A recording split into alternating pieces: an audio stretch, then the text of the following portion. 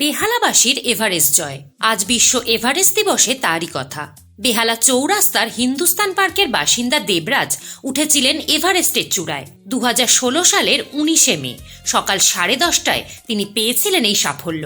ছোটবেলায় পরাজিত এভারেস্ট বইটি পড়ার পর থেকেই পাহাড় জয়ের স্বপ্ন দেখতে থাকেন দেবরাজ। বিভিন্ন জায়গায় প্রশিক্ষণ নিয়ে নিজেকে তৈরি করেন তিনি।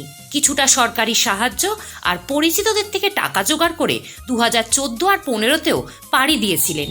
কিন্তু প্রাকৃতিক দুর্যোগে 2 বছরই বহু শেরপা আর পর্বতারোহী মারা যাওয়ায় রাস্তা বন্ধ হয়ে যায়। বিফল মনোরথে ফিরতে হয় তাকে।